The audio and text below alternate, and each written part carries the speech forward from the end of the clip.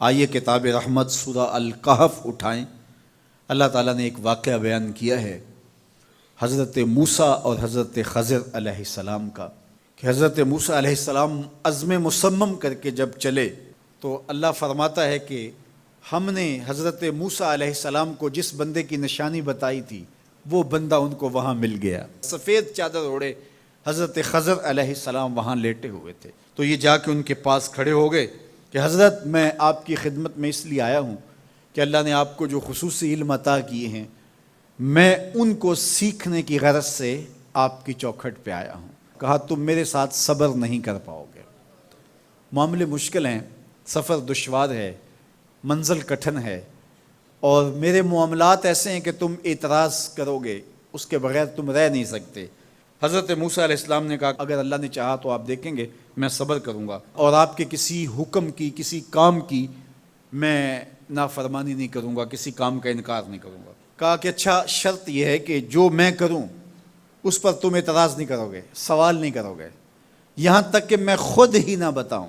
تو کہا کہ یہ شرط ٹھہری، میں کوئی بات نہیں کروں گا۔ فانطلقا، دونوں چل پڑے، دریا کے پار جانا تھا۔ جو کشتی کا مالک تھا، کشتی بان تھا، وہ حضرت خضر علیہ السلام کو جانتا تھا تو اس نے کرایہ بھی نہیں لیا، لیکن جب کشتی پر سوار ہوئے تو عصا مار کے حضرت خضر علیہ السلام نے کشتی کا ایک پھٹا توڑ دیا۔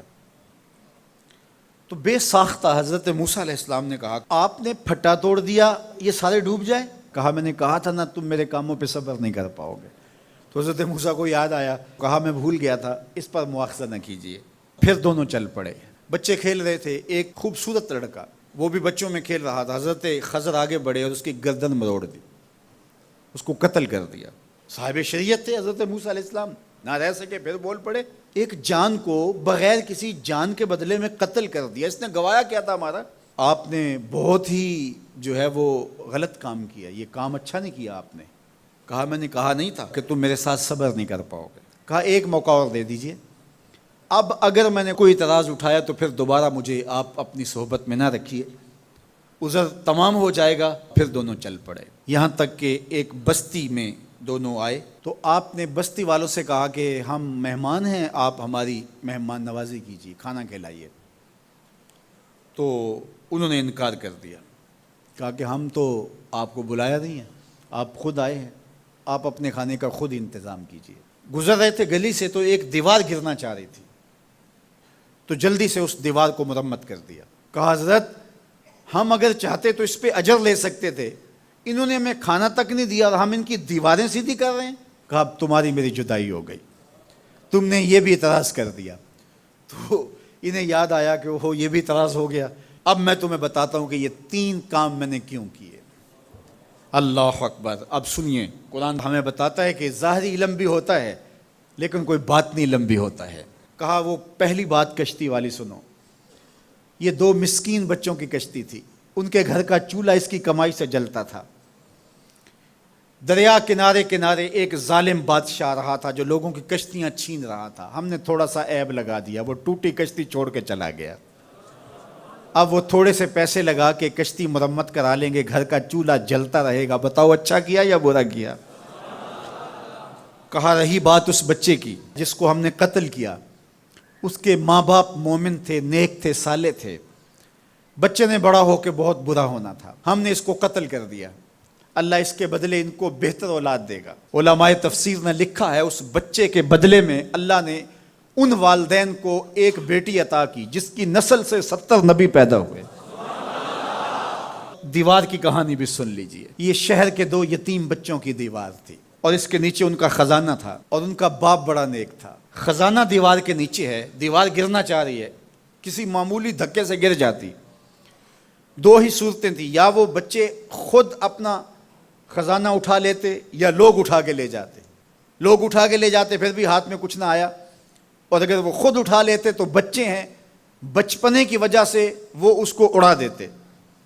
تو ہم نے اس کے اوپر دیوار کھڑی کر دی، جب تک وہ اس قابل نہیں ہو جاتے کہ یہ خزانہ نکال کے اس کو صحیح مصرف پہ لگا سکیں، اتنی دیر تک دیوار گرے گی نہیں۔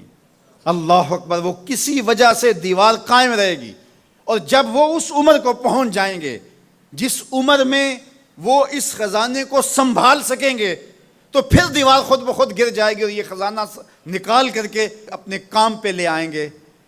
میں جب پہلی مرتبہ اس کو جو ہے وہ غور کے ساتھ تلاوت کیا تو مجھے یہ لگا کہ اس کا انطباق پاکستان کے حالات پہ بھی ہو سکتا ہے، اس لیے کہ یہ بھی یتیموں کا سرمایہ ہے۔ کتنے یتیم روتے بلکتے رہ گئے اور ان کے سر سے جو ہے وہ سائے اٹھ گئے اس وطن کے لیے، لیکن میرے مالک نے اس ملک کے خزانوں پر گہرے پہاڑ اور بڑی بڑی دیواریں کھڑی کر دی ہیں۔ جب تک یہ قوم بلوغت تک نہیں پہنچے گی اتنی دیر تک وہ خزانے ظاہر نہیں ہوں گے، اور جب یہ قوم اپنی بلوغت تک پہنچے گی، شعوری بلوغت، فکری بلوغت، علمی بلوغت، اور رب سے جو وعدہ کیا تھا پاکستان کا مطلب کیا، لا الہ الا اللہ، جب اس بلوغت تک یہ پہنچ جائے گی، اس وعدے کی تکمیل ہوگی، پھر رب دیوار ہٹا دے گا اور پاکستان کو اللہ اتنے خزانے دے گا اور پاکستان ایسا مالا مال ہوگا دنیا دیکھنے آئے گی انشاءاللہ۔ اس لیے رب نے دیواریں بنا کے رکھی۔ تمہارا باپ معین الدین چشتی بڑا نیک تھا، تمہارا باپ داتا گنج بخش علی حجویری بڑا نیک تھا، تمہارا باپ حضرت مجدد الف ثانی بڑا نیک تھا، ان کی وجہ سے میں دیواریں کھڑی کر رہا ہوں اور مضبوط حصار لگا رہا ہوں تمہارے خزانوں پر، اور وہ وقت آئے گا جب تم بلوغت کی عمر کو پہنچو گے دیواریں ہٹ جائے گی اور تمہارا وطن زمانے پہ مہکتے پھول کی طرح اور چمکتے ستاروں کی طرح اور روشن آفتاب کی طرح چمکتا اور مہکتا دکھائی دے گا، اور زمانہ پاکستان دیکھنے آئے گا، پاکستان دنیا کی قیادت کرے گا انشاءاللہ۔ تو کہا یہ تعویل ہے ان باتوں کی جو باتیں میرے رب نے مجھے بتائی، اور یہ میں نے اپنی مرضی سے نہیں کہیں، اور جو میں نے کیا اپنی مرضی سے نہیں کیا۔ تو یہ باطنی باتیں ہیں، شاید یہ باطنی باتوں کے جوش میں یہ بات بھی میں کر گیا۔ وہ کیا کسی نے کہا تھا کہ بھری محفل میں ایک راز کی بات کہہ دی، بڑا بے ادب ہوں سزا چاہتا ہوں۔